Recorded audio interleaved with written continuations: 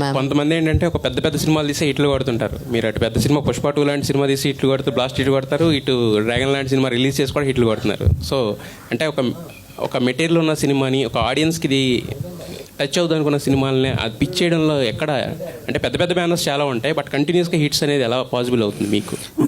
అంటే ఈ సినిమా వరకు అండి, ప్రదీప్ గారి సినిమా వరకు లవ్ టుడే నాకు చాలా చాలా బాగా నచ్చిన సినిమా. అలాగే ఏజిఎస్ వాళ్ళు మేకింగ్, ప్రొడక్షన్ వాల్యూస్, మేకింగ్, వాళ్ళ జడ్జిమెంట్ గురించి ఐడియా ఉంది. And again they are doing with Pradeep garu. So డెఫినెట్గా ఈ cinema only just calculative things, this cinema won't go wrong అనే జస్ట్ ఆ గట్ ఫీలింగ్ అండి. And we have seen the performance of Pradeep garu. ఇంకా డెఫినెట్గా ఇది పని అవుతుందిరా అని అనిపించి అప్రోచ్ అవ్వడం జరిగిందండి. ఇక రిజల్ట్ కూడా మీరు చూశారు. వాళ్ళు మనం గెస్ట్ చేసినట్టే సూపర్ డూపర్ హిట్ ఇచ్చారు. శశి గారు, సార్ రవి గారు, శశి గారు, యాక్చువల్లీ అంటే పుష్ప 2కి 1875 crores కొట్టారు.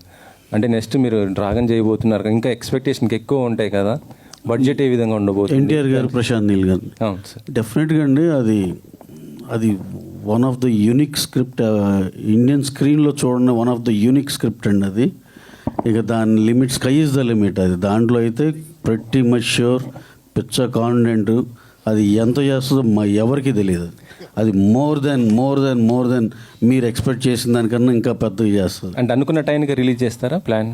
అంటే ఏమనుకున్నాము అంటే డెఫినెట్గా దానికే ట్రై చేస్తాం కండి, షూర్గా.